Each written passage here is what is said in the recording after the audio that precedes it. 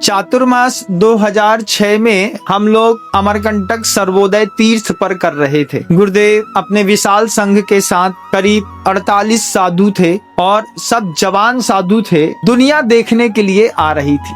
शरद पूर्णिमा के 2 दिन पहले से ही अचानक 10, 11, 12 बसें एक साथ आ गईं और जिसको फोन करके आई थी वो फोन सुनने के बाद छुट्टी पे चला गया। तो जब 12 बसों को व्यवस्था नहीं मिली तो निश्चित था क्रोध आएगा, गुस्सा आना स्वाभाविक था। उसी वक्त जब सुबह सुबह ऑफिस में लोग तेज तेज आवाज में बात कर रहे थे, गुरुदेव की भक्ति हुई और भक्ति के बाद गुरुदेव जंगल जाने लगे। जंगल जा रहे थे तो आवाज करने वालों का मुंह उस तरफ था, तो गुरुदेव आ रहे हैं दिखा नहीं और आचार्य जी के कानों में झगड़े की आवाज पहुंच गई। और जब गृहस्थ चिल्लाता है तो फिर महाराज कैसा कैसा चिल्लाता है वो तो आप सब जानते ही हैं। उग्रता बढ़ते हुए आचार्य जी ने मुश्किल से 1 मिनट में उस पूरी की पूरी भाषा की उग्रता को सुन लिया।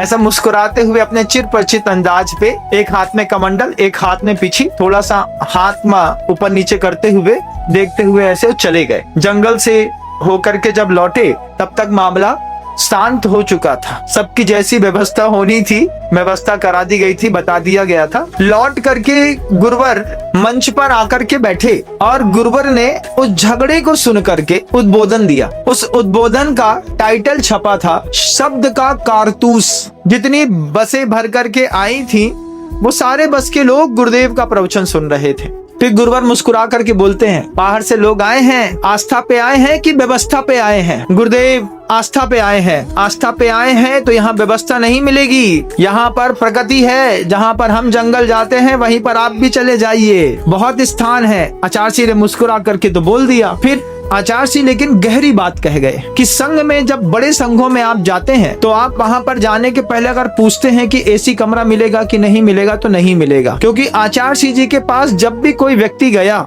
सिर्फ आस्था के बल पर गया, व्यवस्था के बल पर कोई गया तो कुछ मिला नहीं। पहली बार हमने देखा था बड़े बड़े लोग अमरकंटक में जो मंच बना था वो मंच सिर्फ 1-1.5 घंटे के लिए मंच रहता था हमारा। उसके बाद वो लोगों का रेस्टिंग गेस्ट हाउस बन जाता था।